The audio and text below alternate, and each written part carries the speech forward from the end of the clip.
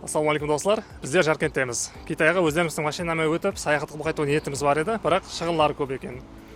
Бір айлық страховка, бір айлық право алу керек екен. Оның төлемі 6000 юань. Біздердің сумамен $900. Және сол машинамен өткен үшін залог сума қою керек екен таможняға. 30.000 юань, ол долларда $4400 залог сума қою керек екен. Шығып баратқан кезде алып кетесің. Және бірнеше қолайсыздық тарифлері бар екен, ол жақта қайта тексере береді дейді, ұстай береді дейді, сол машинамен жүргенде. Соның үшін машинамен емес, иншаллах кейінгі сапар самолетпен барамыз. Әзірше машинаны сол жерге гостиницаның алдына қойып кетеміз. Өздеріміз автобуспенен Қарғыз Сарепке өтіп қайтамыз. Жаркент автовокзалдан автобусқа осындай билет аласыз. 5000 теңге. Шекарадан өткізіп қояды. Шекарадан ар жағына Қордастан Құлжаға шекем 50 юанменен алып барады. Етібар беруіңіз керек тарифі, егер Китайға өтетін болсаңыз, Харгос деп аласыз билетті. Сауда үшін келген болсаңыз, МЦПС деп аласыз. МЦПС кәдімгі адамлардың зат алып сататын жері. Екі мемлекеттің ортасындағы базар.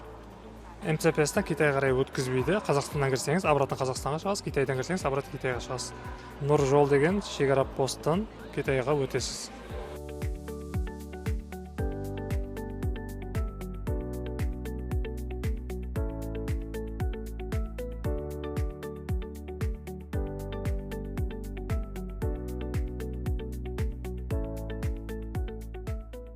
Біздер шекарадан Китай тарапқа өтіп алдық. Бұл жақта мировой соцсеттердің бәрі блокланған екен. VPN-мен пайдаланасыз.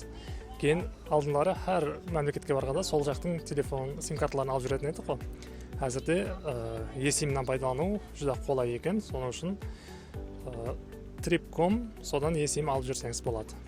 Кейін бұл жаққа өтетін болсаңыз, әр адам $10,000 артық алып өтуге болмайтын екен. Сондай шектеу бар екен.